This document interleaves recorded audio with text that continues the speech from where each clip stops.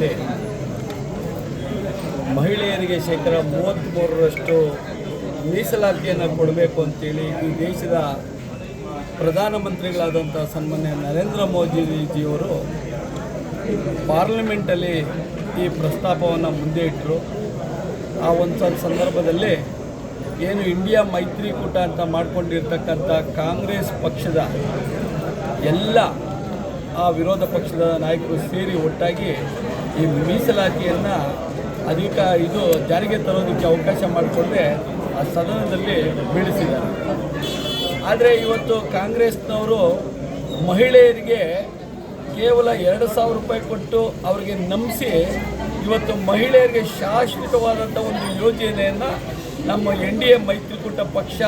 ಕೇಂದ್ರದಲ್ಲಿ ಜಾರಿಗೆ ತರಲು ಹೊರಟಿದ್ದಂಥ ಸಂದರ್ಭದಲ್ಲಿ ಅದನ್ನು ಹೇಗಾದರೂ ಮಾಡಿ ತಡೆ ಹಿಡಿಬೇಕು, ಯಾವುದೇ ಕಾರಣಕ್ಕೂ ಮಹಿಳೆಯರಿಗೆ ಅವಕಾಶ ಕೊಡಬಾರದು ಅನ್ನೋ ಉದ್ದೇಶದಿಂದ ನಿನ್ನೆ ಆ ಮಂಡನೆಯ ಮಸೂದೆಯನ್ನು ಸೋಲಿಸಿದ್ದಾರೆ. ಆದರೆ ಇವತ್ತು ದೇವೇಗೌಡ ಅಪ್ಪಾಜಿಯವರು ಭಾಳ ವರ್ಷಗಳ ಹಿಂದೆಯೇ ಅವರು ಪ್ರಧಾನಿಯಾಗಿದ್ದಂಥ ಸಂದರ್ಭದಲ್ಲೇ ಮಹಿಳೆಯರಿಗೆ ಮೀಸಲಾತಿಯನ್ನು ಕೊಡಬೇಕಂತ ಹೋರಾಟ ಮಾಡಿದರು. ಅದೇ ರೀತಿ ಮೋದಿಜಿಯವರು ಇವತ್ತು ದೇಶದಲ್ಲಿರ್ತಕ್ಕಂಥ ಮಹಿಳೆಯರಿಗೆ 33% ಶೇಕಡ 33ರಷ್ಟು ಮೀಸಲಾತಿಯನ್ನು ಕೊಡಬೇಕು, ಮಹಿಳೆಯರು ಎಲ್ಲ ರಂಗಗಳಲ್ಲಿ ಮೇಲ್ ಬರಬೇಕು ಅನ್ನೋ ಅವರ ಉದ್ದೇಶಕ್ಕೆ ತಡೆಯೊಡ್ಡಿರ್ತಕ್ಕಂಥ ಇಂಡಿಯಾ ಮೈತ್ರಿಕೂಟದ ಎಲ್ಲ ಪಕ್ಷಗಳಿಗೆ ನಾವು ಇವತ್ತು ಧಿಕ್ಕಾರವನ್ನು ಕೂಗಿ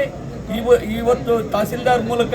ರಾಜ್ಯಪಾಲರಿಗೆ ಮತ್ತು ಜಿಲ್ಲಾಧಿಕಾರಿಗಳ ಮೂಲಕ ರಾಜ್ಯಪಾಲರಿಗೆ ತಲುಪಿಸುವಂಥ ಕೆಲಸವನ್ನು ನಮ್ಮೆಲ್ಲ ಪಕ್ಷದ ಮಹಿಳಾ ಘಟಕದ ಅಧ್ಯಕ್ಷತೆಯಾದ ಮೀನಾಕ್ಷಮ್ಮನವರು ಮತ್ತು ನಮ್ಮ ಎಲ್ಲ ಮಹಿಳಾ ಘಟಕದ ವಿವಿಧ ಕ್ಷೇತ್ರಗಳಲ್ಲಿ ಕೆಲಸ ಮಾಡ್ತಾ ಇರ್ತಕ್ಕಂಥ